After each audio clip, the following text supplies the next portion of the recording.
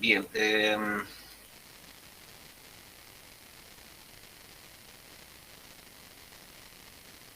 debe ver ya la pantalla. Ahí. Hoy nos toca empezar a hacer el capítulo 2, que trata de teoría de conjuntos, ¿no? Los conjuntos como tal, bueno, siempre los hemos considerado eh, conjunto de personas, conjunto de estudiantes, etcétera, ¿no? Un conjunto, de manera general, es una colección de objetos, ¿sí? Claro, esa es una descripción intuitiva, ¿no? Pero nada formal. Y en matemáticas, como les decía, las cosas formales son las que interesan, ¿no? En geometría, por ejemplo, cuando hablamos de una recta, ¿no? ¿Cómo lo imaginamos una recta? Una recta lo vemos como una colección de puntos, ¿no? Alineados, ¿no? Es como que si tuviésemos una lupa tan grande, ¿no? Es como aquí un puntito, otro puntito, y así todos, ¿no? Haciendo filas uno tras otro, ¿no? Entonces, al final, lo que llega a quedar es algo como esto, ¿no? Esto es para nosotros una descripción gráfica de una recta, ¿no? Que es, repito, colección de puntos, ¿no? Alineados. Pero no es su definición, ¿no? No es su definición, porque claro, cuando decimos una recta es como una colección alineada de puntos, ¿no? Entonces, la pregunta aquí es, ¿y qué es un punto? ¿No? Que es la materia prima, digamos, aquí, ¿no? ¿Qué es un punto? Bueno, alguien dirá, un puntito es este, ¿no? O alguien pensará en un punto, por ejemplo, como una mancha así, ¿no? Este que estoy pintando aquí, ese por ejemplo, es un punto, ¿no?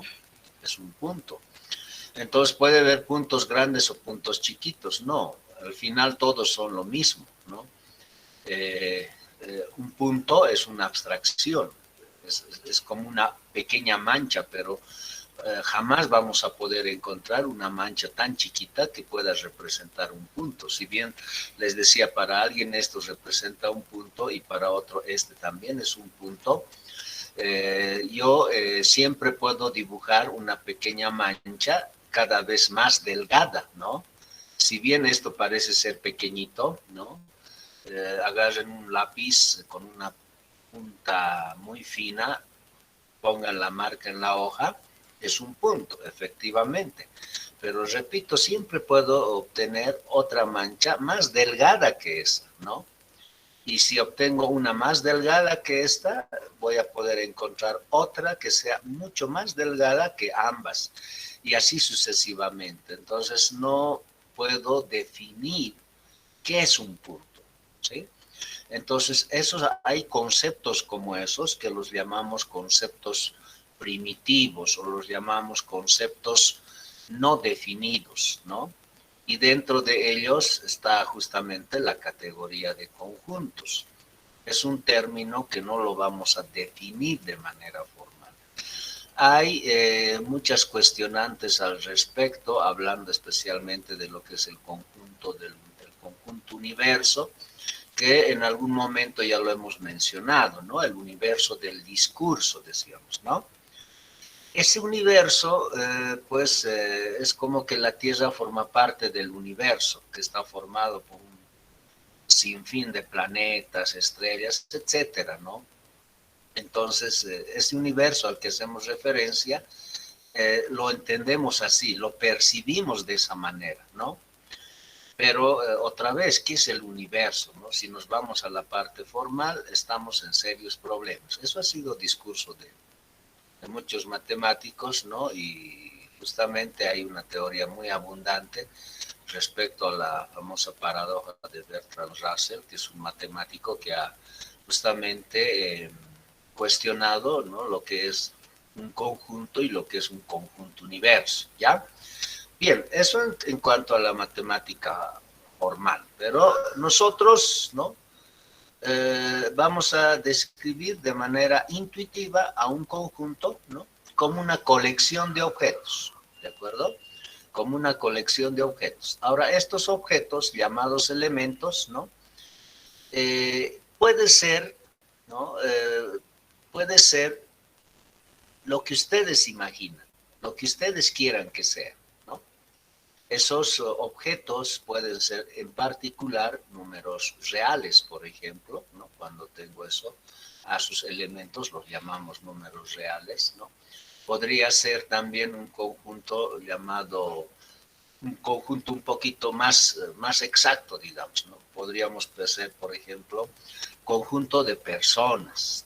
Claro, eso es más, conocemos bien cómo van a ser, ¿no? Ahora, entre el conjunto anterior y este último que les decía de personas, ¿no? Obviamente hay una diferencia muy importante, ¿no? En que si hablamos del conjunto de todas las personas, ¿no? Me refiero a las personas que habitan la Tierra, y los reales, número de los reales que lo conocemos desde pequeño, ¿no? Hay una diferencia tremenda, ¿no? ¿Cuál? El hecho de que este conjunto es finito, ¿no? Y este no lo es, ¿de acuerdo? Pero alguien dirá, pero esto es finito, este no es tanta, pues no, es finito, es finito. De hecho, podemos contar, ¿no? Cuántas personas hay en la Tierra y de hecho me va a salir un número, si bien grande, pero finito, ¿no? En cambio, en los reales ya no pasa eso, ¿no? No lo vamos a poder contar, ni siquiera lo puedo contar, ¿no? Es como que en los reales, a ver, pónganme la recta real, listo, y en la recta real, ¿no? Es, otra vez imaginamos a los números como puntitos alineados uno tras otro, así, ¿no? Entonces, en los reales la cosa es tan abstracta que cuando tienes un número, ¿no? Digamos el 1, ¿quién le viene después del 1? ¿El 1.01? ¿El 1.1? ¿Quién es el siguiente del 1? Ahí tenemos problemas, ¿no? Alguien dirá el 101, digamos, ¿no? No, entre dos reales siempre he metido otro real. Y entre estos dos va a haber metido otro real, jamás eso va a acabar. Entonces, no encontramos al sucesor del 1, ¿no? Pero la cosa cambia cuando tenemos a Z, ¿no? Los enteros o los naturales, ¿no? En principio este es un conjunto también no finito, ¿sí? No finito, pero cambia la situación en el sentido de que si ahora esto representase Z, tengo aquí el 1 y el siguiente del 1, ¿quién es? Ah, bueno, aquí eres el 2, ¿no ves? Es el 2. Y así sucesivamente, ¿no? En el caso de personas, ¿no? Si aquí le metemos a todas las personas del mundo, entonces me gustaría también, ¿no? Hacer lo que hago en Z. Digamos, tomo Juan, ¿no? Y me gustaría saber quién es el siguiente de Juan, o no habrá, ¿no? Bueno, como es finito, tendría que haber, ¿no? Tendría que haber quién va a ser el siguiente de Juan. Imaginemos que hacemos toda una fila con ellos, entonces, cosa que podamos determinar quién le sigue a quién, ¿no? Claro, para eso, como notarán aquí, dentro de los reales o los enteros, ¿no? El hecho de poder comparar elementos es una cosa sumamente importante, ¿no? Cuando yo digo que el que le sigue al 1 es el 2, ¿no? Es que estoy comparando el 1 con el 2. Estoy diciendo, el 1 es menor que el 2, ¿no? Eso me permite situar al 2 a la derecha del 1, ¿sí? Eh, en los reales, si agarro dos números, digamos pi y 2, ¿no? Claramente aquí yo lo puedo ubicar, ¿no? El 2 va a estar primero, después va a estar pi, porque pi es 3.14, como 2 es menor que 3.14, entonces lo situamos a pi al lado derecho, ¿no ves? Entonces, aquí hay un orden, ¿no? Definitivamente que me permite hacer esto, ¿no? Ahora, en este conjunto de personas, ¿no? Pues es bueno tener ese orden. El orden ayuda a todo, ayuda mucho, ¿no? Es aquí yo puedo establecer un orden, ¿no? Podría ser, por ejemplo, podríamos pensar en las fechas de nacimiento, una opción, podríamos ordenarlos así. Podríamos ordenarlos de acuerdo a la edad, bueno, que es lo mismo, ¿no? Podríamos ordenarlo, digamos, de acuerdo a la estatura, ¿no? Podemos ordenarlos en orden alfabético, ¿se dan cuenta? Entonces hay maneras de poder ordenar a los elementos de este conjunto. Si fuese la estatura, entonces, bueno, aquí podría estar, qué sé yo, digamos, eh, alguna otra persona, digamos Mario, ¿no? Ahora, claro, puede ser que estas dos personas tengan la misma estatura. Entonces aquí estaríamos estableciendo una estatura de mayor o igual, por ejemplo, ¿no? Si son de la misma estatura, pues van a estar así juntos, ¿no? Y si no, va a estar más a la derecha. Esto les indico porque en un conjunto, ¿no? Esos elementos al que hago referencia son abstractos, ¿no? Pueden ser, como les decía, lo que ustedes quieran que sean. Por eso es que nosotros cuando hablamos de matemáticas hablamos de estructuras muy abstractas, ¿no? Muy abstractas. Por ejemplo, cuando yo hablo de un grupo, por ejemplo, ¿no? Un grupo. ¿Qué es un grupo? Bueno, es un conjunto, ¿no? Es un conjunto donde requiere de operaciones, ¿no? Entonces aún le metemos una operación así, asterisco le podemos llamar, que puede ser como en los reales, la suma, el producto, etcétera, ¿no ves? Ese asterisco va a ser así, una operación entre sus elementos. Entonces, sus elementos A, B, digamos, ¿no? Entonces vamos a operar nosotros así, A asterisco B, es como sumar o multiplicar o dividir, etcétera, ¿no? Este conjunto, ¿no? Es una colección muy abstracta, es una estructura abstracta, ¿no? Donde tiene que cumplir asterisco algunas cositas, hay que imponerle reglas básicas, ¿no? Es decir, usted tiene que cumplir esto sí o sí. Estos son los que llamamos axiomas, ¿no? Las proposiciones verdaderas, ¿no? Cuya verdad no se demuestra, se la asume como cierta, ¿no? O los postulados, ¿sí? Esos postulados, ¿no? O axiomas son proposiciones ciertas, pero su verdad no se puede probar. Pero estos axiomas son cosas muy sencillas, no tienen que ser bien complicadas, ¿no? No. Para llamarse axioma postulado tiene que ser una cosa muy sencilla. Por ejemplo, Euclides, ¿no? Decía en uno de sus postulados, por dos puntos distintos pasa una y solamente una recta. Todos imaginamos lo que está ocurriendo, ¿no? Por dos puntos distintos pasa una y solamente una recta. ¿Qué quiere decir? Que el ingrediente básico para hacer una recta, ¿no? Es tener dos puntos distintos, ¿sí? Esa es la receta de una recta. Y no está nada difícil de entender, ¿no ves? Eso es, ¿ya? Bueno, entonces eso es aquí, pensamos en un conjunto, ya que puede ser lo que ustedes quieran, conjunto de automóviles, conjunto de números primos, conjunto de, qué sé yo, de todos los estudiantes de una facultad, etcétera, etcétera. O sea, hay tantos, ¿no? Estamos siempre rodeados de conjuntos, ¿no? Conjunto de personas en una fila, el conjunto de autos en una trancadera, ¿no? Conjunto de policías, buenos y malos, que los podemos subdividir, ¿no? Se dan cuenta, se puede subdividir. Por ejemplo, en esa partecita, ¿no? Imaginemos que este es el conjunto de policías, o políticos, ¿no? Políticos. Ya, entonces, miren, los políticos son muy conocidos, pero por todo su discurso falso que dan, ¿no? Pero siempre dicen que en un cajón de manzanas no todos están podridos, ¿no ves? Entonces ahí podemos decir políticos corruptos, pero siempre tenemos que tener la esperanza de que hay algunos que son honestos, ¿no? Esa es nuestra esperanza, ¿no? Entonces, cuando yo digo eso, ¿no? Puedo hablar, por ejemplo, de un determinado político X que presume de ser honesto cuando en los hechos sabemos que no lo es. Entonces, un político obviamente no va a ser pues honesto, ¿no? Y pícaro a la vez, ¿no? No puede ser las dos cosas, ¿no? O es bueno o es malo, ¿no? No puede ser bueno y malo. Entonces, aquí, cuando hacemos eso, hablando de los políticos, podemos a veces partir, ¿no? El conjunto a su vez. Podemos partirlo. Aquí están todos los honestos, ¿no? Y aquí están todos los corruptos. Ahora esperemos que aquí, dentro de los honestos, siempre hay algunos, ¿no? Entonces, quiere decir eso que quisiéramos que este sea un conjunto distinto del vacío. No queremos que sea vacío, ¿no?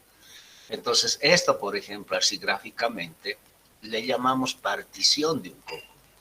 Un conjunto se puede particionar, ¿no? Por ejemplo, Z lo puedo partir en los pares e impares, listo. No hay un entero que sea par e impar a la vez. Esta partición también es importante, ¿no? En los conjuntos, muy importante, ¿sí? Podemos particionar bajo distintos criterios y dependiendo del conjunto que tengamos, ¿no? Vamos a hablar de las particiones. Estas particiones son importantes dentro de la matemática porque nos permiten crear conjuntos como estos, que son no vacíos, la unión me da todo el conjunto, son disjuntos, no hay personas o elementos que estén en ambos conjuntos a la vez. O estás aquí o estás en este otro, ¿sí? Bien, entonces esa es una idea general de un conjunto. Bueno, necesitamos este concepto porque todo lo que viene posteriormente va a ser siempre referencia a un conjunto, ¿no? Vamos a hablar del conjunto de los enteros, vamos a hablar del conjunto de todas las relaciones, ¿no? Conjunto, bueno, una función, por ejemplo. ¿Qué es una función? Es un conjunto, ¿no? Es un conjunto también, solamente que sus elementos son pares ordenados. Y claro, no va a ser, bueno, le vamos a pedir alguitos a esos pares ordenados, ¿no? Le vamos a pedir una condición, listo, esa es una función. Si hablo, por ejemplo, de las derivadas, las integrales, ¿no? Son conjuntos, ¿no? De funciones, sus elementos son funciones, ¿no? En el primer caso derivables y en el otro caso integrables. Entonces, la matemática está en eso, ¿no? Habla de conjuntos, pueden ser conjuntos, repito, muy abstractos, muy sencillos en algunos casos, pero al final se reduce eso, ¿no? Bien, entonces, aquí, por ejemplo, tengo capítulo 2, empezamos con los conjuntos numéricos, que ya lo habíamos visto, ¿no? Los naturales, porque empieza, bueno, su nombre justamente por naturales, porque está inspirada en los naturales, ¿no? Y uno dirá, pero ¿cómo? Bueno, porque esencialmente el hombre cuando hace su aparición, ¿no? En el planeta, ¿no? Aunque, claro, no le han presentado a este conjunto, ¿no? Usted va a conocer a este como los naturales, ¿no? Pero ya la intuición, el hombre tenía la necesidad de contar, ¿no? ¿Sí? Esa era una de las primeras necesidades del hombre, obviamente, ¿no? Por las películas que vemos, si uno salía, bueno, si salían entre tres, a veces regresaban entre dos, entonces ya había una diferencia, ¿no? Entonces sabían que alguien faltaba. Entonces, intuitivamente ya estaban contando, ¿no? Si eran tres, han retornado dos y las cosas no estaban bien, ¿no? Cosas así, ¿ya? Entonces, cuando uno prepara los alimentos, etcétera, ¿no? Bueno, esas veces no lo preparaban, pero cuando hacían una casa, ¿no? Entonces tenían que ver si abastece o no, etcétera. Entonces ya había, ¿no? Una idea de que esto era, pues, contar era una necesidad. Claro, este conjunto, como un conjunto de números, ¿no? Con las operaciones de la adición y el producto, que están bien definidas, quiere decir eso, que si sumo dos naturales o multiplico dos naturales, ese me va a dar otro número aquí dentro, ¿no? No ha sido suficiente, porque, por ejemplo, nosotros tenemos en los hechos reales, ¿no? A veces el pronóstico dice, ¿no? Climas por ejemplo, hoy ha hecho tanto frío, ha de estar unos -2, -3 grados seguramente, ¿no? De temperatura mañana. Entonces, esos números negativos obviamente aquí no se conocen, por lo tanto requieren otro conjunto más amplio, ¿no? Que es Z, que es una ampliación de N, en donde ya tenemos los negativos y en donde, aparte de sumar, multiplicar, puedo restar ahora, ¿no? ¿Sí? Si hago diferencia de dos enteros, digamos 4 menos 5, eso es menos 1, eso ya está en Z. Perfecto, hasta ahí todo perfecto, ¿no? Pero sabemos que Z aún no es suficiente, ¿no? Para las necesidades que uno tiene. Cuando a veces el médico, vamos al hospital, generalmente lo primero que hacen es medir el peso y la estatura, ¿no? Que raras veces va a ser un entero, ¿no? Generalmente a veces 70 punto algo, digamos, ¿no? 60 punto algo, que es la estatura promedio del boliviano, ¿no? Entonces ahí se entiende que ya no es necesario, bueno, ya no abastece Z, ¿no? Como tal. Requerimos otro conjunto, podemos pensar algo más amplio que él, ¿no? Los racionales, cociente de dos enteros, ¿no?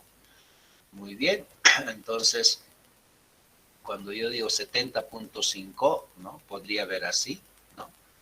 O podría haber números como 3.3333333, ¿no? Y en la calculadora eso no termina, toda la pantalla se llena de puro 3, ¿no?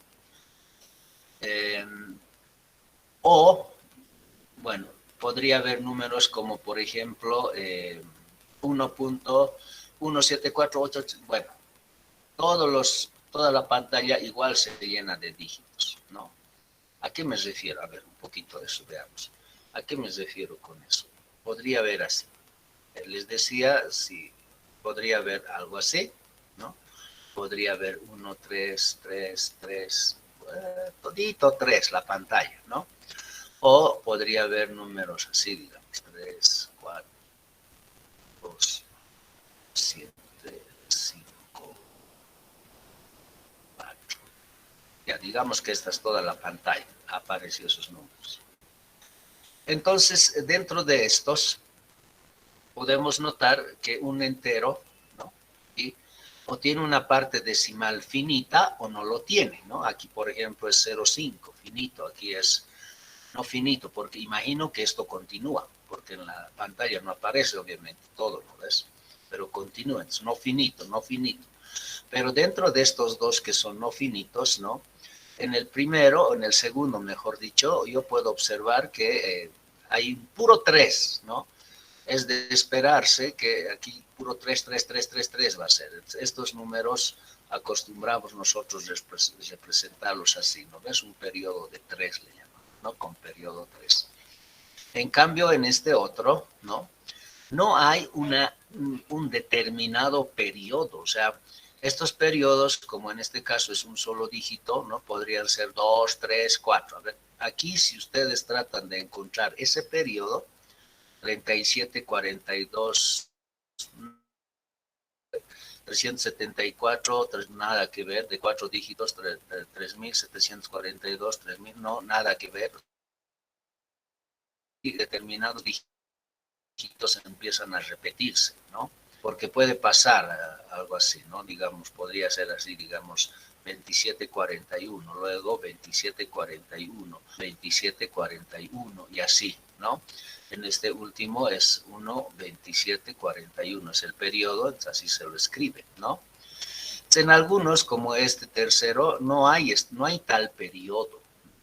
En cambio, cuando la parte decimal es finita o tiene un periodo, un determinado periodo, esos elementos son precisamente los que viven en este conjunto, en los racionales.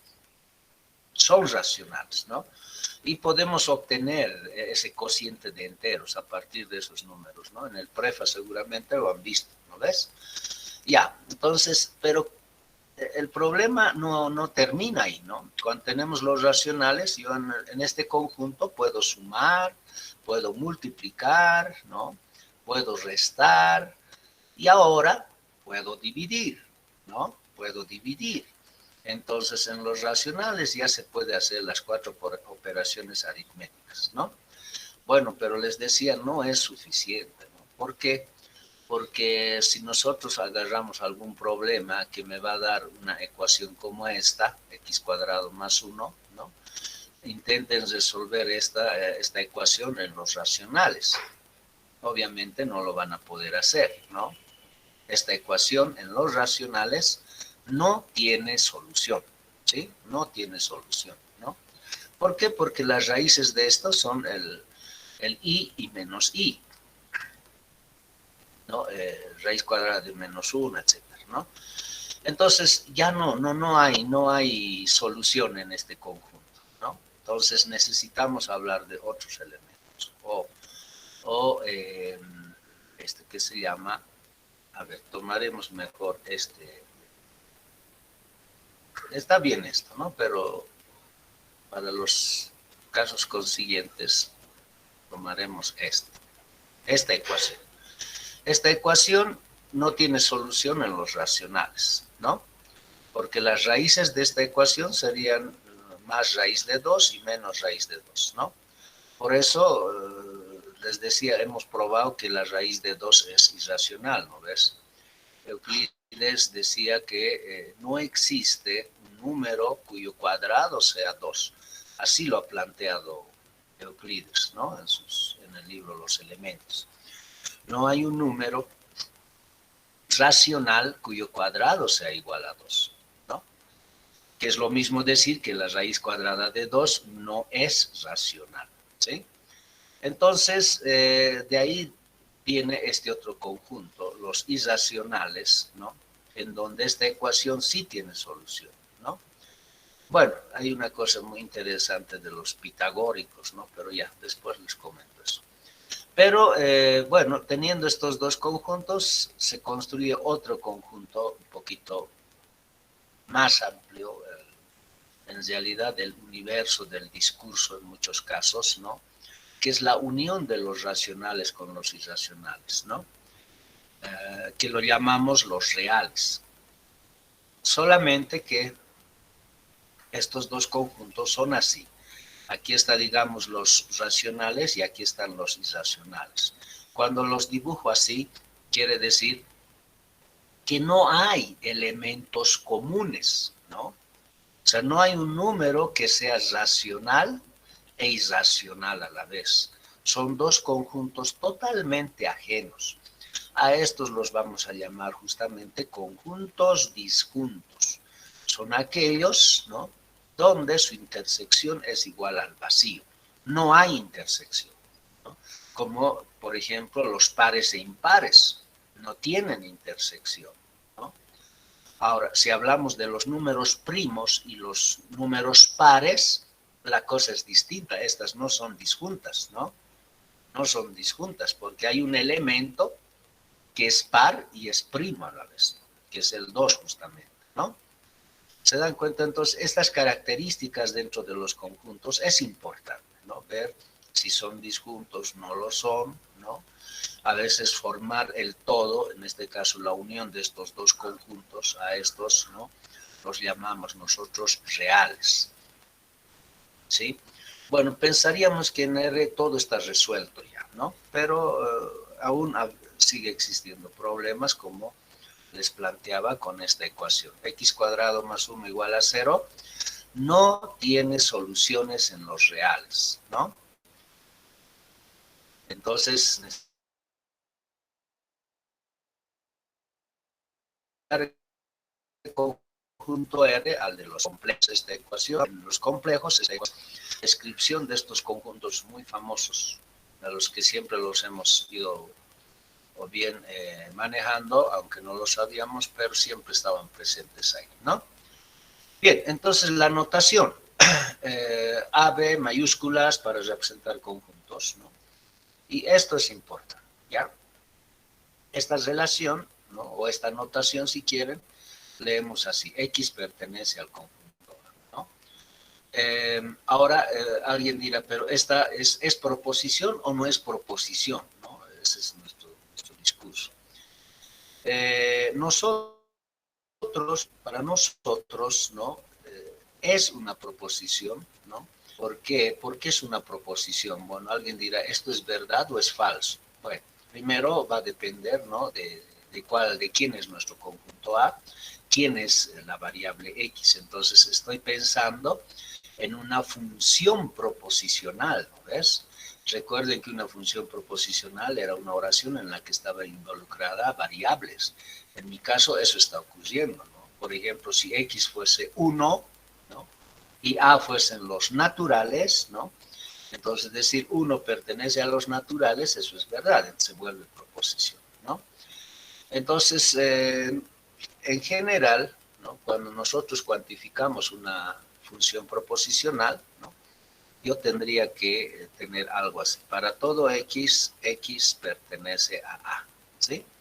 Esta es una función proposicional cuantificada universalmente. Por lo tanto, es una proposición, ¿no ves? Estas se convierten en proposiciones generales, ¿ya? En muchos casos, bueno, de hecho yo estoy haciendo así, estoy obviando este cuantificador, ¿no? Y les decía, cuando no se coloca explícitamente el cuantificador, entendemos que es el universo que está ahí presente, ¿sí? Vamos a tener presente aquello, ¿no? Y con eso, pues, entonces, imaginamos esto como una proposición, ¿de acuerdo? Que está cuantificada universalmente, ¿no? Salvo se diga lo contrario. Por lo tanto, puedo hablar de la negación de esa proposición, ¿ya? La negación de esta proposición sería esto, es equivalente a esto, ¿no? O esto es equivalente a la negación de esta proposición, ¿de acuerdo? Entonces, en las demostraciones, esto es importante recordar, ¿no? Les decía, el conjunto formado por estos 4 elementos. Este es un conjunto finito, ¿no? Los conjuntos finitos, como ejemplos, están bien, ¿no?, para poder representar una definición, etcétera. Pero en los hechos no chocamos con conjuntos finitos, ¿no? Generalmente son conjuntos no finitos. De estos conjuntos numéricos que acabamos de presentar, ¿cuál de ellos es un conjunto finito? Ninguno, ¿no? Ninguno es finito, ¿sí? Todos estos conjuntos son no finitos, ¿no? En matemáticas son esos conjuntos no finitos los que generalmente están en los problemas. Pero los finitos, repito, para ejemplificar está bien, ¿no? Porque si los conjuntos fuesen así como este, con 4, 5, 10, 100 o 1000 elementos, pues la cosa de los teoremas sería bien fácil, ¿no? Porque cuando yo quiero probar un teorema y el conjunto es finito, puedo simplemente verificar que cada elemento satisface la propiedad. Si toditos satisfacen, entonces ya está demostrado el teorema, ¿no? Teorema. Todos mis alumnos de la clase de hoy son de informática y estadística, ¿no? Demostración. Agarro la lista y empiezo a verificar, ¿no? Juan de informática, Mario de estadística, ¿no ves? Ya una vez que termine con todo, ya está demostrado. Así es cuando se trata de un conjunto finito, ¿no? Pero cuando el conjunto no es finito, que es lo que generalmente ocurre, no puedo hacer ese procedimiento para probar el teorema. No se puede, ¿no? Las razones son obvias. Bien, entonces vamos a nosotros a hablar de la determinación de un conjunto. ¿Se refiere a qué cosa? Cuando yo tengo un conjunto finito, ¿no? Imaginemos, por ejemplo, así, A, digamos, ¿no? 1, 2, 3, 4, 5, ¿no ves? Este conjunto justamente está expresado como estamos representando a todos los elementos que forman parte del conjunto, ¿no? Pero este conjunto lo puedo también representar así, todos los números naturales, ¿no?, que son mayores o iguales que 1 y menores o iguales que 5. ¿Está bien? Estos dos conjuntos son lo mismo, son iguales en realidad, solamente en el primero estoy representando por extensión, ¿no?, a mi conjunto A, es decir, estoy enumerando a cada uno de los elementos que forma parte del conjunto, Y en el segundo, simplemente estoy exhibiendo una propiedad que va a cumplir los elementos. En este caso, el hecho de que X, siendo natural, tiene que estar entre 1 y 5. ¿Cuáles son los naturales que están entre el 1 y el 5? Obviamente el 1, 2, 3, 4, 5. ¿Se dan cuenta? Estos conjuntos son los mismos. Ambos tienen los mismos elementos. Solamente que en uno de ellos los elementos están de manera explícita y en el otro está simplemente una propiedad, ¿no?, que tienen que cumplir los elementos. ¿Sí? Si hablamos, por ejemplo, digamos en el conjunto B, ¿no?, hacemos una lista de todos los alumnos del grupo A, ¿no? Entonces es una lista bastante larga, pero puedo yo hacer esa lista aquí, ¿no ves? Así, y ya, pero es larga, pero es finita, ¿no ves? Puedo hacer. Entonces, digamos ya, aquí, primero, ¿no? Imaginemos que esta es la lista de todos los estudiantes del grupo A, ¿no? Este conjunto lo puedo yo expresar así, ¿no? Todos los X, tales que X es, le puedo poner así la propiedad, ¿no? X es estudiante, ¿no?, de MAT 130 o 114, ¿no?, paralelo a, así, ¿sí? Entonces, estos dos conjuntos, de igual manera, representan al mismo conjunto, ¿no? Entonces, en matemática, lo segundo es más importante que lo primero. ¿Por qué? Porque raros son los conjuntos que van a ser finitos. En general son conjuntos no finitos, ¿no? Y cuando yo tengo conjuntos no finitos, representar a esos elementos puede no ser tarea fácil o sencillamente imposible, ¿no? Si a alguien le digo, a ver, represénteme a los reales por extensión, ¿no? O sea, enumere todos los elementos de los reales, no lo va a poder hacer, ¿no? No se puede, ¿no? ¿Por qué? Porque no hay ni siquiera el siguiente del 1, ¿quién está después del 1? ¿No? Ese es el problema. Y entonces estos conjuntos se representan por extensión, que es la primera parte cuando enumeramos a los elementos, ¿no? Y en la segunda, por comprensión, cuando simplemente especificamos la propiedad o una propiedad que tiene que satisfacer los elementos del conjunto. En mi caso, aquí, la propiedad es que X sea un estudiante del grupo A de álgebra, ¿no?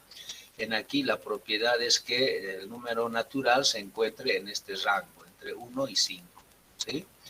Entonces, por eso es que la representación por comprensión, la segunda, ¿no?, es más útil, más práctica, ¿no? Eso es lo que decimos aquí. Ya un conjunto está representado puede representarse por extensión y comprensión. Está representado por extensión si se nombran a todos los elementos que forman parte del conjunto. Está representado por comprensión si se da la propiedad que caracteriza a cada uno de sus elementos. Bien. Entonces, siendo que un conjunto se puede representar de dos maneras, ¿no? La segunda, comprensión, es la mejor, ¿ya?, la más práctica, ¿no? Tenemos aquí, por ejemplo, el conjunto A representado, A y B, ¿no?, representado tanto por extensión como por comprensión. En este caso, por ejemplo, mi conjunto A está representado por extensión, ¿no? A, E, I, O, U, ¿no? En cambio aquí lo estoy representando por comprensión porque solamente estoy especificando la propiedad que van a cumplir los elementos. Todos los X, tales que X es una vocal. Las vocales son estas, obviamente, ¿no? Conjuntos representados por comprensión. B, lo propio, del 1 al 6.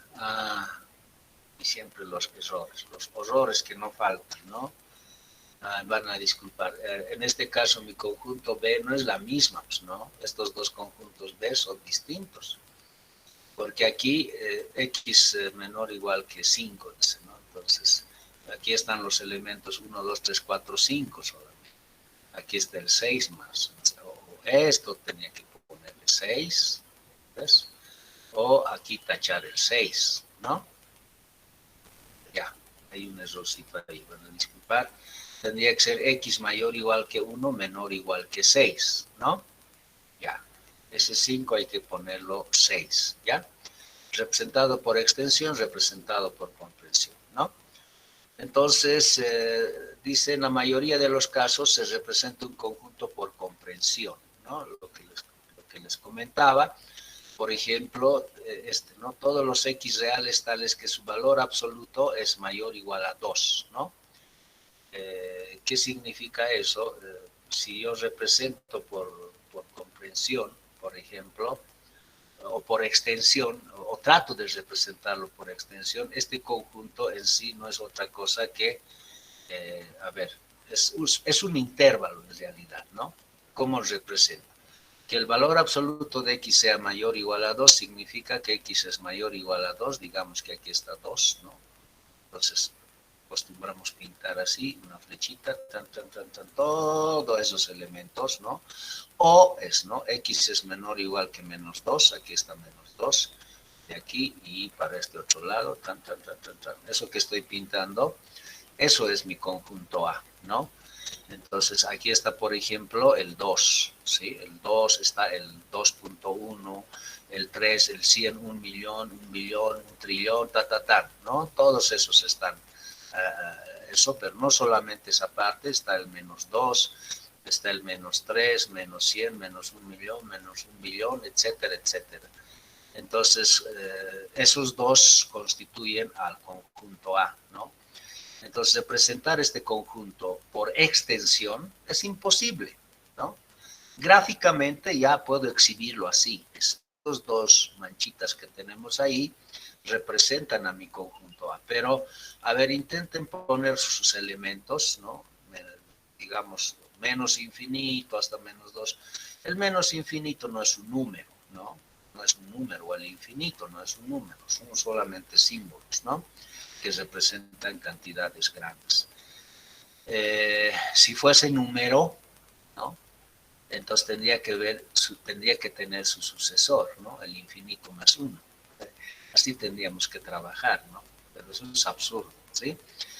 Bien, entonces esa es la idea, ¿no? Los conjuntos en general, representarlos por comprensión, ¿sí? Ya. Ahora tenemos conjuntos especiales. Bueno, especiales ¿en qué sentido? Son conjuntos que van apareciendo frecuentemente, ¿no? A veces de ejemplo ayudan bastante, ¿no? Por ejemplo, tenemos al conjunto unitario, ¿no? Unitario, como el nombre mismo dice, es un conjunto que tiene un solo elemento, ¿no? Tiene un solo elemento. Ese es el conjunto unitario. Claro. Por ejemplo, podemos hablar de la presidencia de un país, ¿no? Del presidente de un país, ¿no? Ese es evidentemente un conjunto unitario, ¿no? Porque solamente hay un presidente, pues no tenemos 2, 3 presidentes. Entonces, ese representaría un conjunto unitario, ¿no? Tenemos el conjunto vacío, ¿no? El vacío, el que pues no tiene elementos, ¿no? Entonces, cuando yo digo conjunto vacío, ¿no? Normalmente agarramos esto, ¿no? Que es el phi, ¿no? Phi, o bar phi también le llaman, pero yo lo llamo más como phi, ¿no? Que es el símbolo griego, ¿no? Para representar el vacío, ¿no? Empty set está, ¿no? En el látex, así aparece. Empty set quiere decir conjunto vacío, ¿no? O también lo representamos así, ¿no? Dos llavecitas y aquí adentro no hay nada, ¿sí? No hay nada, ¿lo ves? El conjunto universo o referencial, ¿no? Que bueno, es motivo de cuestionamiento, pero aquí no vamos a entrar en esa discusión, ¿ya? El universo para mí lo es todo, o sea, es mi conjunto de referencia. X puede estar en Z, puede estar en los naturales, puede estar en los reales, puede estar en los complejos, X puede estar en el conjunto de todas las personas, en el conjunto de todas las matrículas de auto, etcétera, etcétera, ¿no ves? Ese es mi universo, ¿de acuerdo? cuyos elementos se escogen a ver, ese conjunto universo referencial es un conjunto de cuyos elementos se escogen algunos de ellos para formar otros conjuntos, ¿no? No es una definición, es una descripción esto, ¿ya? Este conjunto lo vamos a denotar en general con la letra U mayúscula, ¿no? De U de universo, ¿ya? Entonces un conjunto lo vamos a describir así, ¿no? Este conjunto está representado por comprensión, ¿no? Todos los X del universo que satisfacen esta propiedad, la propiedad P de X, ¿sí? Entonces, esta es ya una representación de un conjunto expresado por comprensión, ¿sí? Ahora, de esto del vacío, algo que es importante, o del universo, ¿no? Tenemos, o vamos a tener expresiones como esta, X en el vacío, o si no es X en el universo, ¿no? ¿Cómo entendemos estas proposiciones? A ver, por ejemplo, la primera, dice X en el vacío. Esto se entiende como que X, ¿no? Es un elemento que pertenece al conjunto vacío, ¿sí? X es un elemento que pertenece al conjunto vacío. Entonces, ¿cómo entiendo eso? Pues estaría pensando, ¿no? Que el vacío tiene un elemento que le estamos llamando X, lo cual es absurdo, porque en el vacío decíamos no hay elementos. Entonces, así como está, para mí es una proposición completamente falsa, ¿no? Eso es falso, porque repito, el vacío no tiene elementos, ¿ya? X en el universo, ¿no? ¿Cómo entiendo ahora esto? ¿El universo qué es? Lo es todo, ¿no? Lo es todo. Entonces, el universo es el conjunto de referencia en el cual estarían todos los elementos del discurso. En particular, este elemento X, obviamente, tiene que estar en el universo, ¿no? Ese es el conjunto de referencia, ¿no ves? Entonces nosotros formamos parte del universo. La Tierra pertenece al universo. ¿Verdad o falso? Pues verdad, ¿no? Verdad. Entonces, esto para nosotros es una proposición verdadera, ¿ya? Siempre va a ser esto así, ¿no? X en el vacío, falso. X en el universo, verdad. Porque, repito, el universo es el conjunto de referencia, ¿no? En el cual están todos los elementos del problema que tratamos, ¿ya? Entre estas dos hay que siempre tomarlas con este valor de verdad. Obviamente sus negaciones, X no está en el vacío, será verdad, X no está en el universo, será falso, ¿no? Por si acaso. A ver, X no está en el vacío, para nosotros verdad, ¿no? X no pertenece al universo, para nosotros falso, ¿sí? Bien, entonces ahora vamos a pasar a hacer algunas operaciones entre conjuntos, para ello la inclusión es importante, ¿no? Vamos a empezar hablando de la inclusión de conjuntos, ¿no? ¿Qué significa eso? Pues vamos a relacionar dos conjuntos. Esto de la inclusión es importantísimo, ¿no? Así como está, parece no tener mucha importancia, pero en algunas estructuras define una cosa importante, de hecho define un orden, ¿no? Se pueden ordenar los elementos, como les decía. A veces es necesario ordenarlos alfabéticamente cuando se trata de personas, ¿no? Miren, en los reales hay un orden bien natural, el menor que, listo. En los enteros también, ¿no? El menor que, en los naturales el menor que. Pero cuando hablamos de R2, ¿no? ¿Funcionará eso? En R2, ¿cómo son sus elementos? Son pares ordenados, ¿no? Yo les doy, por ejemplo, el 2,7 y les doy el 8, menos 1, ¿no? ¿Qué me pueden decir? ¿Quién es menor que quién? Ahí la situación está medio difícil, ¿no? Entonces, a ver, imaginen el conjunto formado por todas las palabras, ¿sí? Por todas las palabras, ¿no? Me refiero, ahí está, digamos, acción, está elemento, está inclusión, está la palabra relación, etcétera, etcétera, ¿no? Entonces, estas palabritas que está ahí, ¿no? Quisiera ordenarlas, ¿no? ¿Cómo lo puedo ordenar? Entonces, lo más sensato es decir, lo ordenaremos por orden alfabético, ¿no? Perfecto, ya eso es un orden. Pero, ¿qué tal si viesen muchos que se igualan? Digamos con la A, ¿no? Acción, astronauta, qué sé yo, aleación, etcétera. Me refiero a varias palabras que empiecen con A, ¿no? Pero a veces es importante, ¿no? Subordenar, si quieren, ¿no? Si ahí están toditas con la letra A, agarro dos, cualesquiera, que empiecen con A, me gustaría subordenarlos, ¿no? O sea, estas que empiezan con A, quisiera saber quién va a estar antes, quién va a estar después, ¿no? Entonces podría agarrar las segundas letras de las palabras y ordenarlas alfabéticamente según ellas, ¿no? Digamos, está acción, ¿no? Está aleación, ¿no? Entonces, si vamos el orden alfabético en las segundas palabras, ¿no? Obviamente, acción va a estar primero y aleación estaría después, ¿no? Pero ¿qué tal si las dos segundas palabras coinciden, ¿no? Con la misma letra. Entonces sería bueno subordenarlos de acuerdo a la tercera letra, ¿no?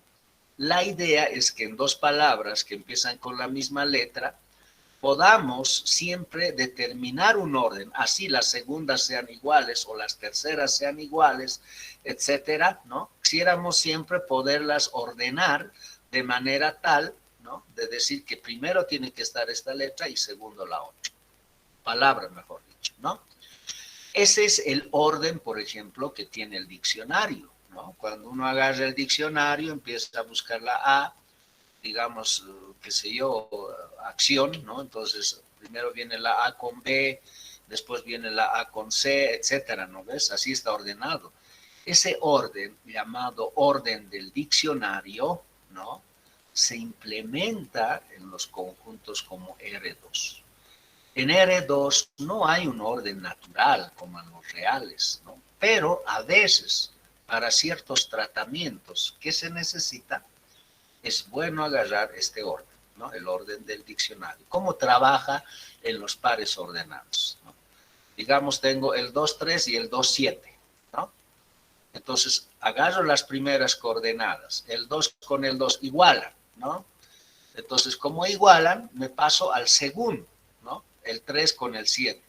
En el 3 con el 7 ya está, hay una desigualdad, ¿no? El 3 es menor que 7. Por lo tanto, el 2,3 es menor que el 2,7. ¿Se dan cuenta? Ese es el orden que se llama el orden del diccionario, ¿no? Entonces, esta inclusión permite ordenar también conjuntos, ¿no? ¿Qué tipo de conjuntos?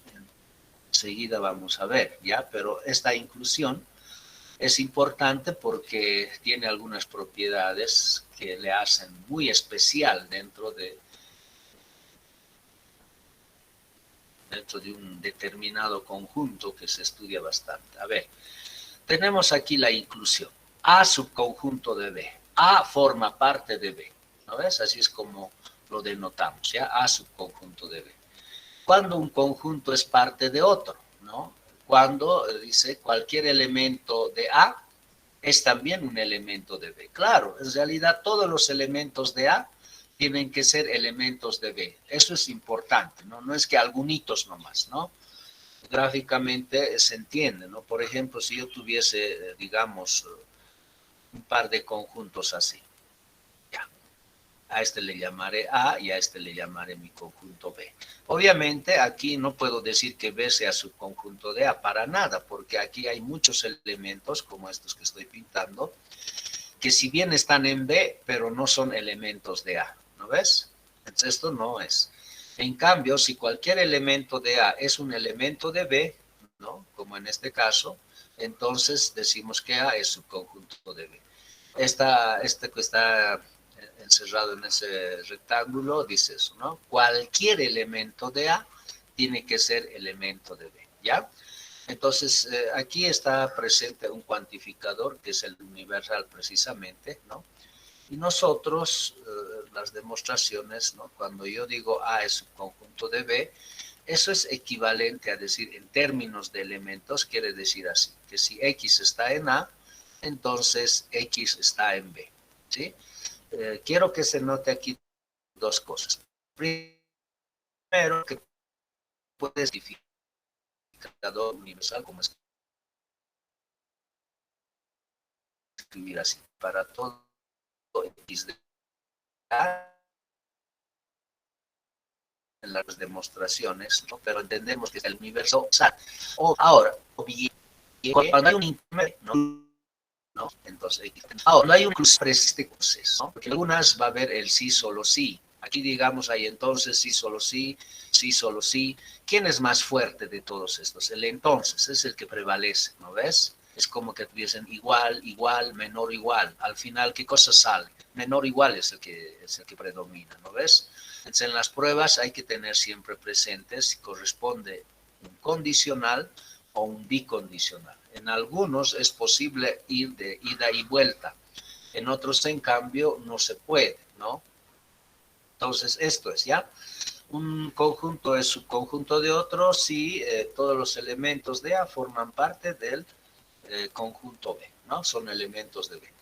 La relación de pertenencia relaciona un elemento a un conjunto. Ah, eso también es importante. Él pertenece, relaciona, dice, ¿no? Elemento con conjunto. No puedes relacionar conjunto con conjunto, ¿no?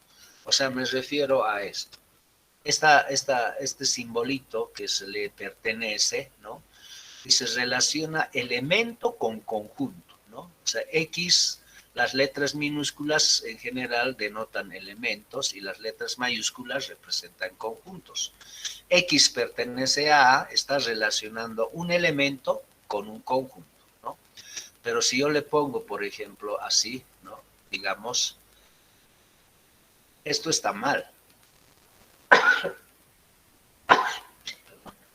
Está mal porque dice A, el A pertenece a B, está diciendo A como es mayúscula, ¿no?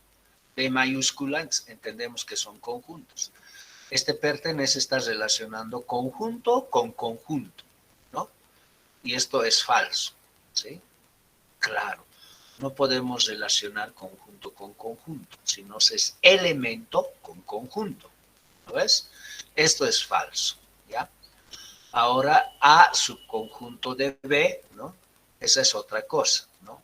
Este simbolito, que es la inclusión, relaciona conjunto con conjunto, ¿ves? Conjunto con conjunto. Por ejemplo, si yo le pongo A subconjunto de B, eso es falso, ¿sí? A minúscula es un elemento, B mayúscula un conjunto. Entonces la inclusión relaciona conjunto con conjunto, y en este caso es elemento con conjunto. Esto no está bien, ¿no? Lo que estaría bien escribir sería A pertenece a B, eso sí es correcto, ¿ya? Ese es el cuidado que vamos a tener siempre, ¿no? La pertenencia, elemento con conjunto, la inclusión, conjunto con conjunto, ¿no ves? Ya. Entonces, eso es lo que está haciendo notar esta parte. La relación de pertenencia relaciona un elemento a un conjunto, mientras que la relación de inclusión relaciona dos conjuntos, ¿no ves? Ya. Tengo aquí un par de conjuntos, A y B, claramente dice, se observa que A es un conjunto de B. ¿Por qué? Porque A está representado por comprensión, ¿no? Dice, todos los números reales que satisfacen esta ecuación, ¿no? B, todos los enteros que están en este rango. Esto está más fácil, ¿no ves? El 1, 2, 3, 4 y 5.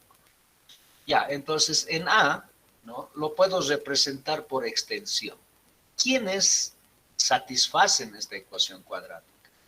Si nosotros lo resolvemos, podemos factorizar esto como x menos 3 por x menos, no, x menos 2 por x menos 1, ¿no? Sí, así se puede factorizar. Si resuelven esta ecuación, van a ver que las raíces de esta ecuación son 1 y 2, ¿no? Ahí está. A tiene como elementos al 1 y 2, ¿no? B a estos elementos. Entonces, una vez representado por extensión, claramente se observa que todos los elementos de A son también elementos de B. Por lo tanto, A forma parte de B, o A es subconjunto de B. Dentro de los conjuntos numéricos, algunas inclusiones que tenemos son estas. Los naturales están metidos en Z, Z metido en los racionales, ¿no? Recuerden que cualquier entero siempre se puede representar como cociente de dos enteros, ¿no? Por ejemplo, el 3. El 3 es igual a 3 dividido entre 1, ¿no? Y si el 3 se puede expresar como 3 dividido entre 1, con denominador 1, que se sobreentiende, entonces está representado como cociente de dos enteros, por lo tanto es un racional, ¿sí? En esa idea es que decimos que Z es racional. Entonces, cualquier número entero es también considerado como un número racional, ¿sí? Cualquier entero es considerado como un número racional, ¿ya? Los irracionales, ¿no? Forman parte de los reales, ¿sí? El raíz de 2 es un irracional, eso es cierto, pero también es un real. Cualquier irracional es un real, ¿sí? Se llama también así, números reales. Los reales forman parte de los complejos, ¿no? El 2 es un número real, pero también es un número complejo. Bueno, el 2 de hecho es un número natural, ¿no? Es un número entero, es un número racional, es un número real, es también un número complejo. ¿Cómo lo veo al 2 como número complejo? Porque los complejos son los que tienen parte real e imaginaria, el famoso i tiene que estar ahí presente. Pero ese 2 que les decía, yo lo puedo escribir así. 2 más 0 por i, ¿no? O i por 0 si quieren, ¿no? 2 es igual a 2 más 0 por i. ¿Está bien? Eso es cierto, ¿no ves? Como hace rato decíamos, los enteros tienen denominador 1, que se sobreentiende. En mi caso, el 2 está acompañado de ese 0 por i, más 0 por i, que es 0 nomás, ¿no? Entonces, si a ese 2 lo expreso así, estoy diciendo que es también el 2 un número complejo, ¿sí? Los racionales, subconjunto de los reales. Bueno, aquí hay un par de...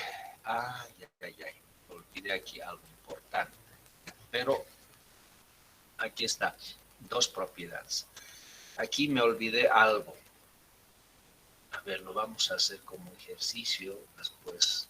Pero aquí debería haber un inciso C que tendría que decir esto. Olvidé totalmente, esto es importante. Si A es subconjunto de B y B es subconjunto de C. Entonces, ¿no? A es subconjunto de C, ¿ya? Esta propiedad es importante, ¿no? Miren, si A es subconjunto de B y B es subconjunto de C, entonces A es subconjunto de C, que es lo que llamamos transitividad, ¿no? La inclusión es una relación transitiva, ¿ya? Son estas tres propiedades importantes. Primero, cualquier conjunto es siempre subconjunto de sí mismo, ¿no? A es subconjunto de A. ¿Por qué? Porque cada elemento de A es un elemento de A. Es un condicional de la forma P, entonces P. Eso es lo que estoy diciendo, es que eso siempre es verdad. Vacío subconjunto de A, ¿no? Entonces, estas propiedades, ¿no?, las tenemos que mostrar. A ver, por ejemplo aquí. Miren, si yo tengo que probar A subconjunto de A, ¿no? ¿Por qué es verdad esto? Porque justamente esto es equivalente, ¿no? De acuerdo a la definición, es equivalente a decir, a ver, voy a agarrar la definición nada más que hemos escrito en ese recuadro. Para todo X, ¿no? Decimos X pertenece a A, implica X pertenece a A, ¿sí? Decir que A es subconjunto de A es equivalente a esto. Ahora analicemos el valor de verdad de este condicional, ¿no? X en A, X en A. Es una expresión de la forma. Si a esto le llaman P, ¿qué cosa tiene que ser? Pues tiene que ser el mismo P. O sea, tengo una expresión de la forma P, entonces P. Ahora, P, entonces P, evidentemente es una tautología, es verdad. A ver, ¿por qué es verdad? Hagamos su tablita, ¿no? Aquí va a estar P, que va a tener solo dos valores, ¿no? Verdad, falso. Aquí va a ser verdad, entonces verdad, verdad. Falso, entonces falso, verdad. Está. Miren, es una tautología. ¿Lo ves? Quiere decir entonces que todo esto, ¿no? Es verdad. ¿Sí? Si todo esto es verdad, entonces esto tiene que ser, por supuesto, verdad. ¿Se dan cuenta? En realidad, conjuntos es todas las propiedades que vamos a ir viendo, ¿no? Entre las operaciones mismas, son consecuencia del capítulo 1. Todo lo que hemos visto en el capítulo 1 se refleja en conjuntos. De ahí nacen las propiedades, ¿ya? Como en este caso, ¿no? P, entonces P siempre va a ser verdad, es una tautología. Por lo tanto, ¿no? Todo siendo esto verdad, como esto es equivalente a A subconjunto de A, entonces A subconjunto de A tiene que ser verdad. Y eso prueba, ¿lo ves? Ahora, en el otro caso, vacío, subconjunto de A, ¿no? Otra vez, esto sería equivalente por definición así, ¿no? Para todo X de A, decimos, ¿no? X en el vacío implica que X está en A, ¿sí? Esto sería, de acuerdo a la definición, ¿no? Sería equivalente a esto. Pero, les decía hace ratitos, X en el vacío, ¿cómo se ve? ¿Qué valor de verdad tiene X en el vacío?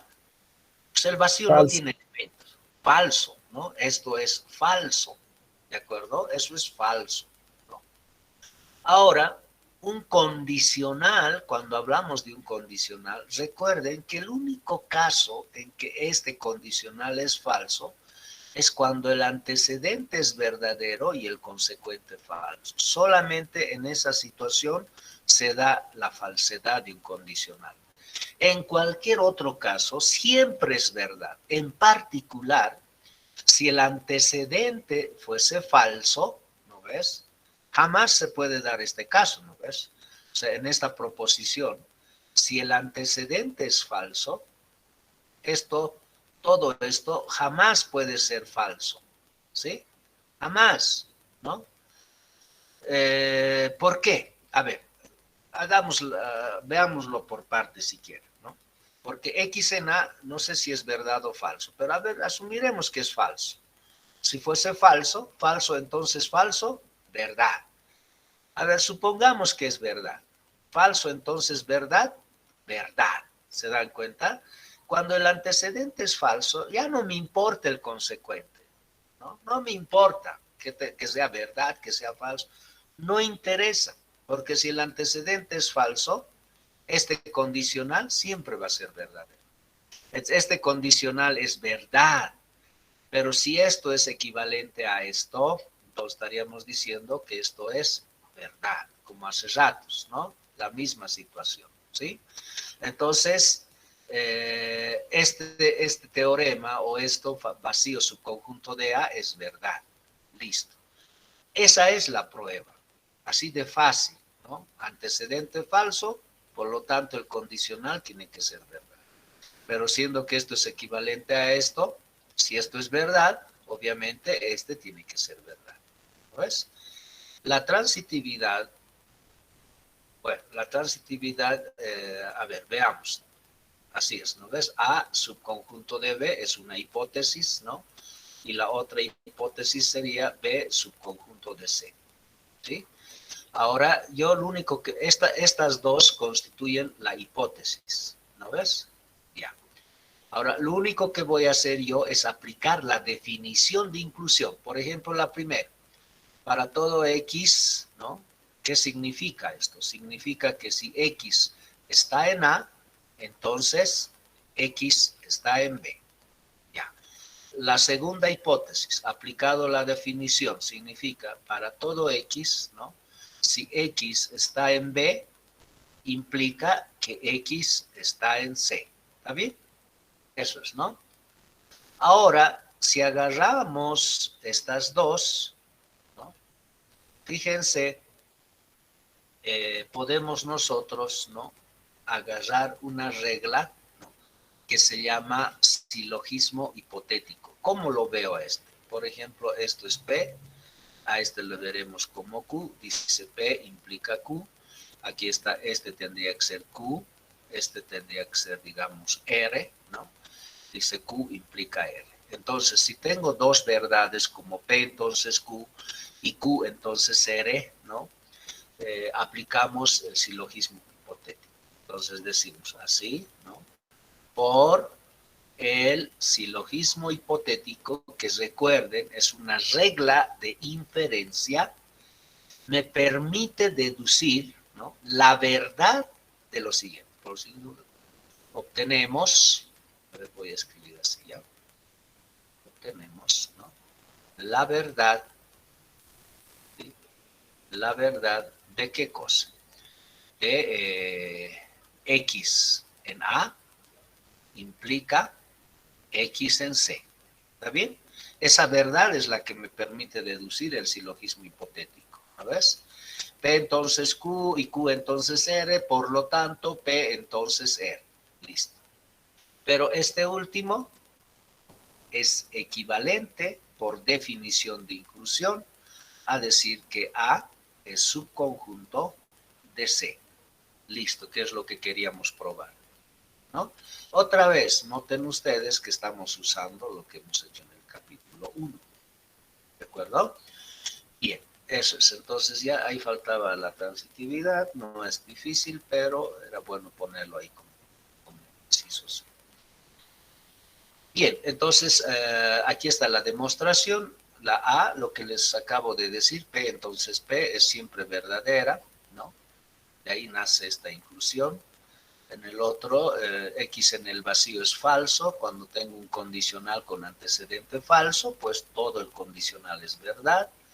Y de esa verdad nace esto, ¿no?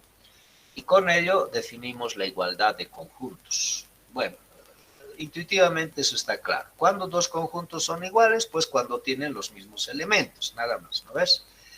Entonces, de manera formal, decimos dos conjuntos van a ser iguales, ¿no? Si A es subconjunto de B y B es subconjunto. Lo estamos diciendo, son iguales si tienen los mismos elementos. Si A es parte de B y B parte de A. Quizá aquí más práctico era hacer lo siguiente. A ver, miren, si nosotros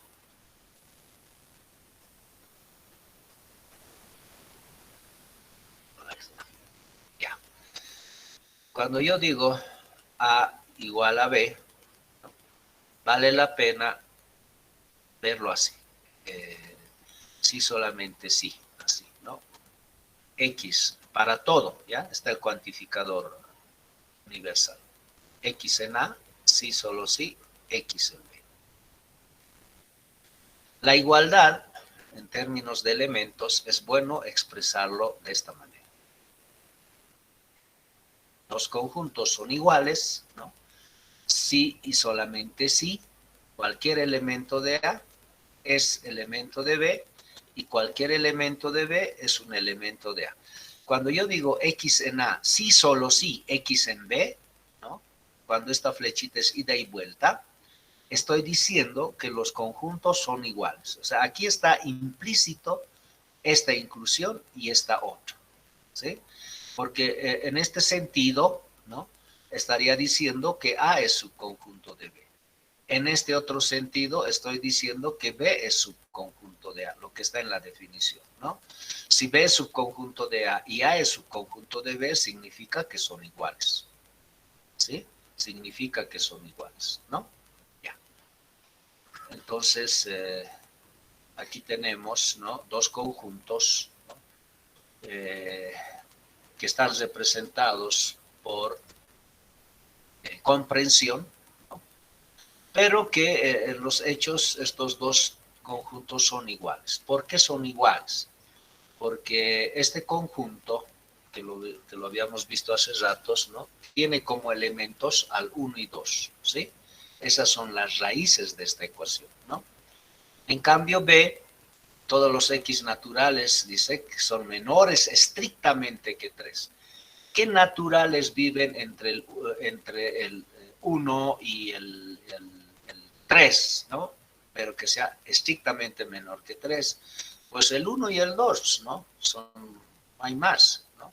O sea, B tiene como elementos al 1 y 2 y los representamos por extensión, ¿no?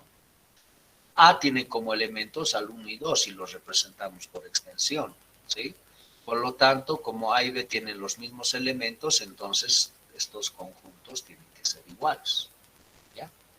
Bien. Y aquí tenemos el conjunto de partes o conjunto potencia. A ver, de aquí vamos a hablar algo, pero ahí está la definición y ahí abajito está algunas cosas que es importante. A ver, les doy un momentito, unos 2 minutitos para que revisen esa parte, ¿ya? Y que descansamos. 2 minutos, jóvenes.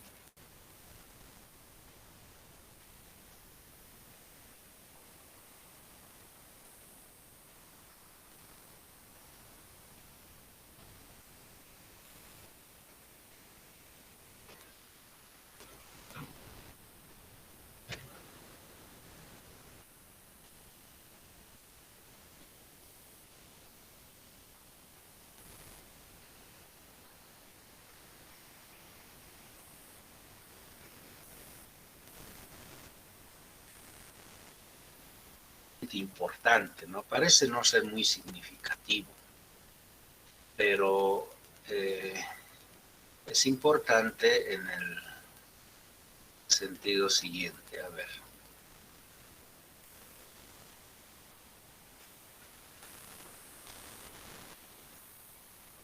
Ay, ay, ay. Se escondió un ratito, por favor. No sé qué pasó.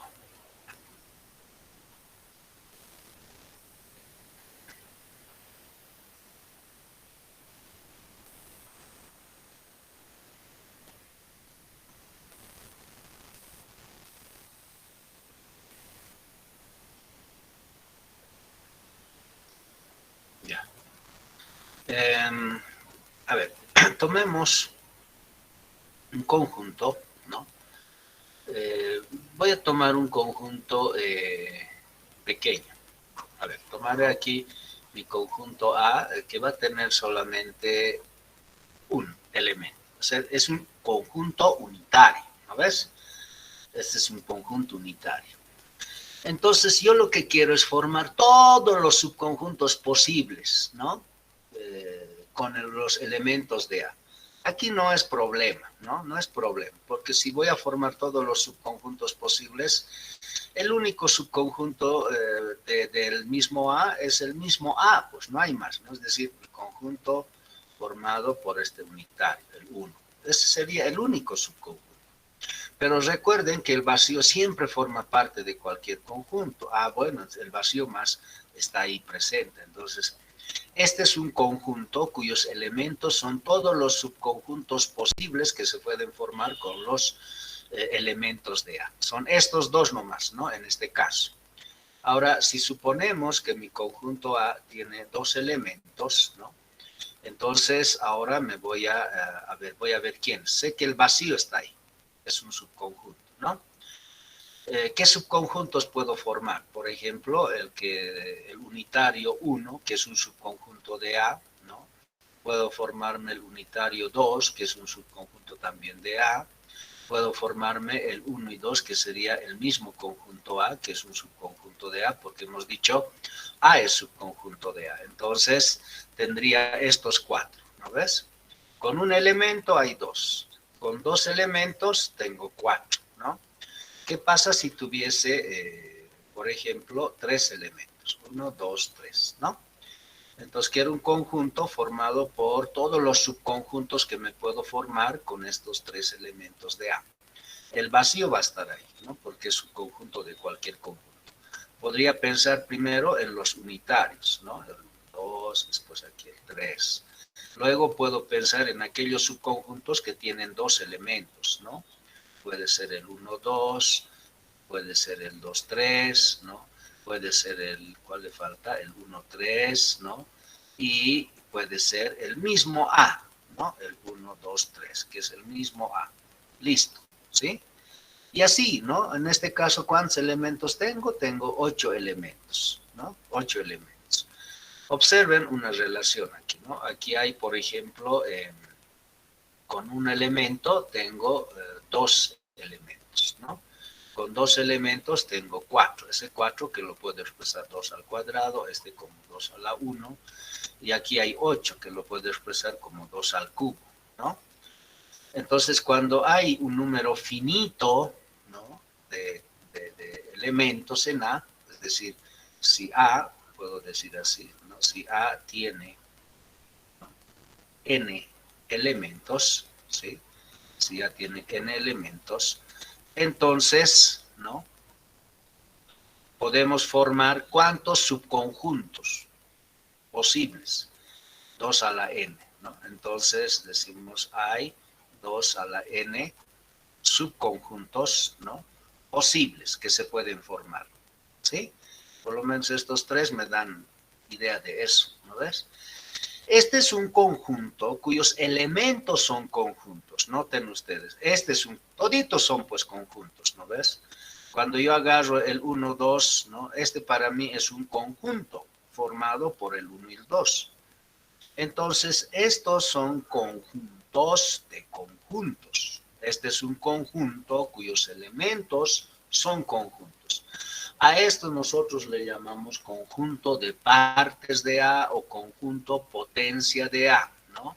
Y lo vamos a representar así, partes de A, ¿no?, partes de A, o si quieren, conjunto potencia de A, ¿sí?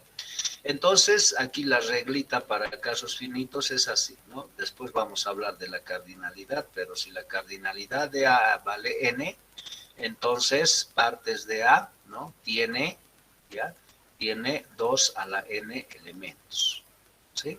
2 a la n elementos. Claro, a medida que n crece, se hace difícil calcular, no difícil, sino es, el número de elementos que tiene el conjunto potencia es bastante grande, ¿no? Si n tuviese 10 elementos, ¿no?, 2 a la 10 elementos va a tener el conjunto potencia. Miren, solamente 2 a la 10 ya es mucho decir, ¿no? Es mucho decir, ¿sí? Ahora, estos conjuntos, que como ven como concepto es muy fácil, ¿no?, no solamente están aplicados a conjuntos finitos, como en el caso que tenemos, ¿no? A puede ser un conjunto no finito. Entonces, partes de A, imagínense cómo vamos a calcular. En el caso finito ocurre esta relación. Eso es evidente, ¿no? Ahora, la importancia de estos conjuntos, ¿no?, radica en que se puede considerar distintas estructuras con nombrecitos, ¿no? Y hay una cosa que es interesante, que se llama espacio topológico. Bueno, quizás alguien ha escuchado hablar o no ha escuchado hablar, no sé, pero un espacio topológico es una estructura, ¿no? Es una estructura que tiene que cumplir un par de cositas, ¿ya?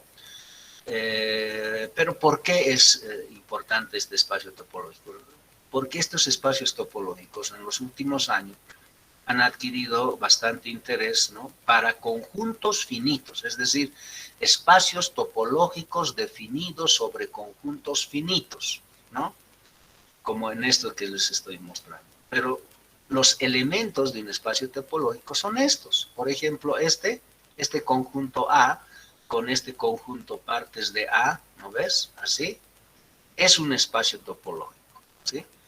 Es un espacio topológico. Eso no hay discusión alguna. Todos estos son espacios topológicos. Ahora, este espacio topológico necesita de un orden. El orden es importante, ¿no? Es muy importante. Entonces, por ejemplo, en este segundo conjunto, ¿no? A ver, tomaremos este de referencia, ¿no? ¿Cómo puedo ordenar sus elementos? Por ejemplo, si agarro este y este de aquí, ¿cómo los puedo ordenar? Pues el orden más natural es la inclusión, ¿no? Puedo decir, este está primero, después viene este otro. ¿Por qué? Porque resulta que este conjunto es subconjunto de este otro, ¿sí? Entonces noten que esta inclusión me permite ordenar los elementos de este conjunto, ¿no?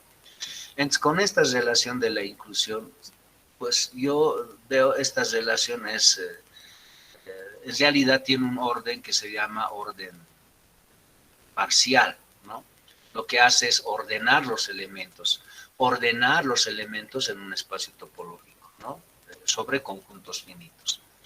Ese orden hace importante porque en los últimos años, les decía, este concepto de espacio topológico sobre conjuntos finitos ha adquirido bastante importancia por el hecho mismo de las aplicaciones que se puede dar con él, ¿no?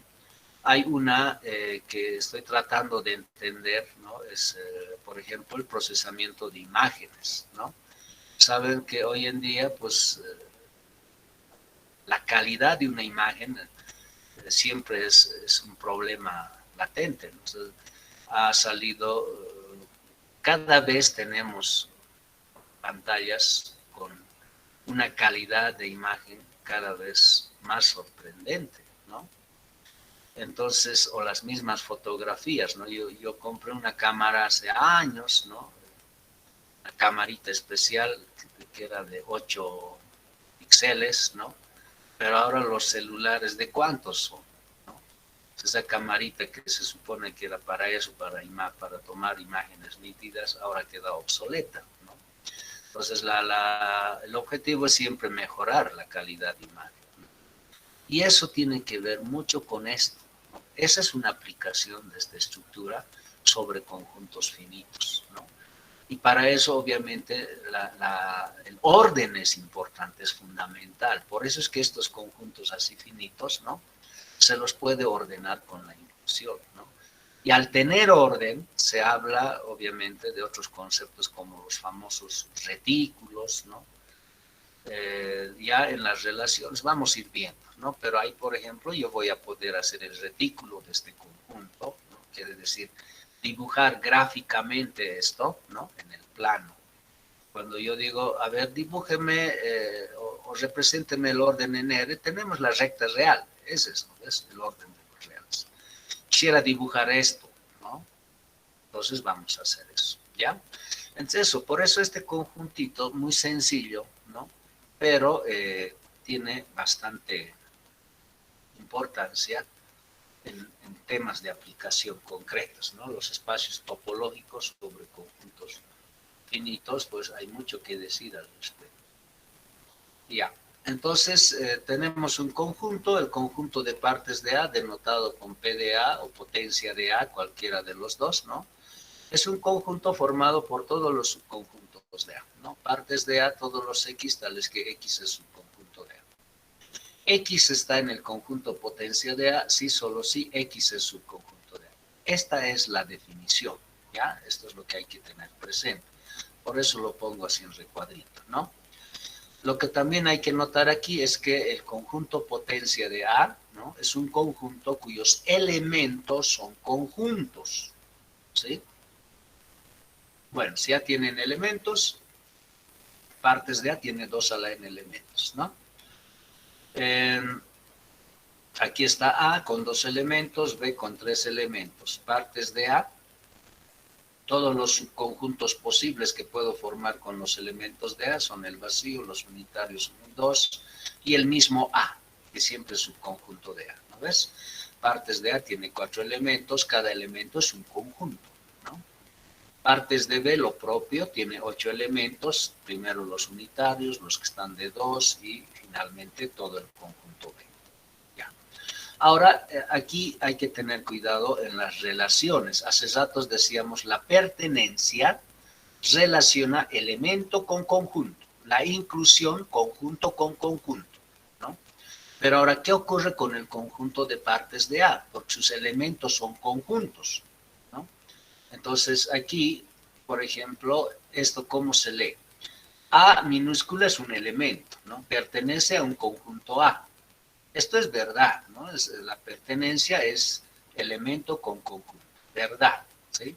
Ahora esto, este A entre dos llavecitas, ¿no? Es la notación de un conjunto, es decir, este es el conjunto unitario, ¿no? Pertenece a A. Eso es falso, porque la pertenencia es elemento con conjunto. Y aquí lo que tenemos es conjunto unitario, conjunto A. Entonces, ambos no se pueden relacionar con la pertenencia. Lo correcto sería la inclusión, eso sí, ¿no? El conjunto unitario A, subconjunto de A, pero así como está es falso, porque repito, la pertenencia es, ¿no? Elemento con conjunto, ¿no? Por eso es falso esto, ¿no? Ahora, esto también es falso. ¿Por qué? Porque como está la inclusión es conjunto con conjunto, ¿no? En cambio aquí yo lo que tengo es elemento con conjunto, ¿sí? Entonces no hay, esta relación no está bien. Para que esto sea cierto tendría que ser A pertenece a A, ¿no? Así como está es falso. En cambio, esta ya es verdad. ¿Por qué? Porque este ya es un conjunto, que sería el conjunto unitario, formado por A. Entonces, aquí estamos describiendo la relación de conjunto con conjunto, ¿no? Que es verdad, ¿sí? Vacío en A, esto es falso. ¿Por qué es falso? Porque el vacío es un conjunto, ¿no? El vacío es un conjunto. A es un conjunto. Aquí estamos hablando de una relación entre conjuntos y no puede estar presente el pertenece, porque eso es elemento con conjunto. Por eso es falso esto. Vacío subconjunto de A, eso es verdad, porque aquí estamos relacionando dos conjuntos con la inclusión, lo cual es cierto, ¿no ves? La inclusión relaciona conjunto con conjunto, hemos dicho, ¿no? Esto obviamente es falso porque es conjunto con conjunto, ya. Toda esta primera parte está bien, se entiende, ¿no ves? Ya. Ahora, el problema está con el conjunto potencia. Ahí es donde hay que tener cuidado. Bueno, por ejemplo, esto dices verdad. Potencia de A, no se olviden que es un conjunto cuyos elementos son conjuntos, ¿no? La inclusión relaciona conjuntos con conjuntos. ¿Está bien? Ahora, en la izquierda, esto de aquí tendría que ser un conjunto, ¿no? A ver, veamos. Este que estoy marcando es el conjunto unitario formado por A, ¿sí? La flecha o la llave grande dice un conjunto cuyo elemento es el conjunto unitario, ¿no? Entonces, la llave grande efectivamente es un conjunto, ¿no? Esto que estoy señalando aquí efectivamente es un conjunto, ¿de acuerdo? Es un conjunto cuyo único elemento es el conjunto unitario, que es subconjunto del conjunto potencia de A. Entonces, aquí estamos relacionando conjunto con conjunto y la inclusión relaciona conjunto con conjunto, por lo tanto es verdad. ¿Sí? Ya. Aquí, A es un elemento, partes de A es un conjunto. O sea, aquí hay una relación de elemento-conjunto, ¿no ves? De un elemento conjunto. Pero aquí la cuestión es que los elementos del conjunto potencia, ¿no?, son conjuntos. Miren, aquí es elemento con conjunto. Entonces alguien dirá, pero está bien eso, ¿no? estaría bien, ¿no? Siempre y cuando los elementos del conjunto potencia sean elementos, pero sus elementos son conjuntos, no se olviden, del conjunto potencia, sus elementos son conjuntos, como aquí abajo, ¿no? ¿Sí? Esta relación no está bien, porque si alguien tiene que ser elemento del conjunto potencia de A, sus elementos son así, son conjuntos, ¿no? Por eso esto es falso, ¿ya? Por eso es falso, porque los elementos de partes de A son conjuntos y este A no es un conjunto, ¿no ves? Por eso. Ahora, en este otro caso, en cambio, la cosa, ahora sí, este es un conjunto unitario. Este es un conjunto unitario que efectivamente es elemento del conjunto partes de A. Aquí está partes de A, aquí está partes de B, ¿no? Aquí está el unitario. Todos estos son elementos, ¿no ves? Estoy diciendo, este elemento en particular, ¿no? Pertenece a partes de B o partes de A. Eso estoy diciendo aquí. Y eso es cierto, ¿no? Elemento, conjunto, ¿sí? Pertenece, verdad, ¿no? Ahora, esto es falso porque la inclusión es conjunto con conjunto. Si bien es un conjunto, ¿no? Pero en partes de A representa un elemento, ¿sí? En el conjunto partes de A, esto representa un elemento. Entonces, para que esta inclusión tenga sentido, aquí tendría que hablar de un conjunto cuyo elemento es este conjunto, es decir, para que sea verdad tiene que ser lo que está aquí abajito, ¿no? En ese caso sería verdad, ¿ya? Así como está, es falso, ¿no? Esto es verdad porque este es un elemento de partes de A, ¿no? Entonces, es elemento conjunto, eso es cierto. Ahora, este de aquí, el vacío es este del vacío siempre tiene sus cositas raritas, ¿no? El vacío, miren aquí, el vacío, ¿no? Ahí está, el vacío bueno, es un elemento de partes de A, ¿sí? El vacío es un elemento de partes de A. Ahí estoy diciendo eso aquí. El vacío es un elemento de partes de A, ¿no?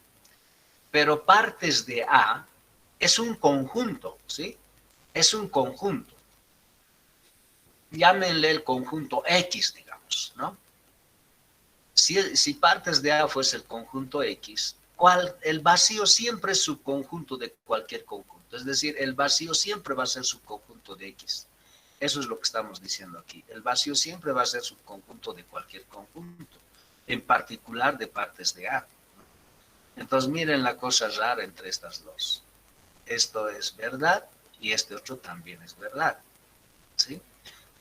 Bueno, las razones les decía. El vacío es subconjunto de cualquier conjunto. Por eso es esto. Este otro es verdad porque el vacío es un elemento de partes de A.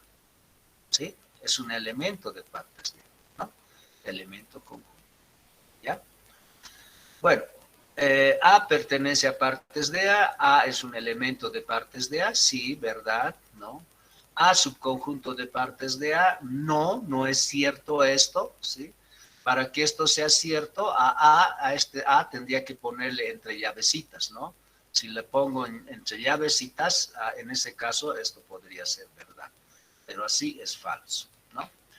Ahora, ¿cómo se entiende?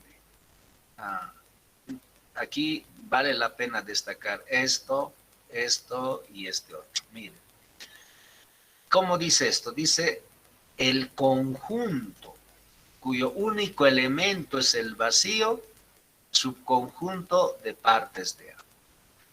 Tomen a ¿no? El conjunto cuyo único elemento es el vacío, es subconjunto de partes de A. Eso es cierto, ¿no? Eso es verdad. Esto es verdad. Esto con el vacío ocurre esas cosas medio raritas, ¿no? En el conjunto partes de A, ya vamos a tener cuidado siempre que, que se llama, tener presente que partes de A es, ¿no? Un conjunto cuyos elementos son conjuntos. Tengo, por si acaso, el material para hoy. Yo pensaba hacer esto más, ¿no? Y aquí ya vienen las operaciones entre conjuntos, unión, intersección, diferencia, etcétera, etcétera. El material ya está en el Classroom, ¿no? La siguiente clase vamos a trabajar con esto, ¿ya? Y la práctica también, a veces hay jóvenes que siguen, creo que en el primer día de clases, porque me siguen escribiendo, alguien me decía, ¿me puede pasar la práctica? Me dice, ¿no?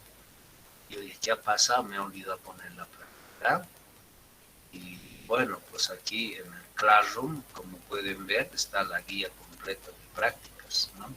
Ahí está la práctica número 1, con la cantidad de problemas, la fecha de presentación, el auxiliar ya sabe todo eso, está la bibliografía, está el contenido de la materia y está la fecha de exámenes, ¿no? Ahí está. Y de acuerdo a este cronograma de exámenes, nosotros tenemos el primer parcial el 17 de septiembre, ¿no? No dice la hora, ¿sí? No dice la hora. Entonces, 17 cae sábado, ¿no? Cae sábado. Entonces, en general, sabe ser por la mañana, pero puede ser también por la tarde, ¿ya? Nosotros oportunamente les vamos a comunicar a qué horas va a ser el examen, que repito, puede ser mañana o tarde. Dada la situación, más probable es que sea en la tarde el examen, ¿no? Entonces, vamos a tener cuidado de que no choque con álgebra lineal, que es la misma fecha. Entonces, vamos a diferir en horarios, eso es más que seguro, ¿ya? Solamente eso. Bien, jóvenes, quedamos aquí entonces. La siguiente clase continuamos. Si es que hay alguna pregunta, los escucho.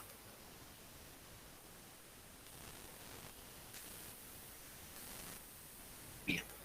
Listo, hasta luego, jóvenes. Gracias. Chao, chao. Gracias, hasta luego. Hasta luego, Lice. Hasta luego, Lick. Hasta luego. Chao, chao. Les vaya bien.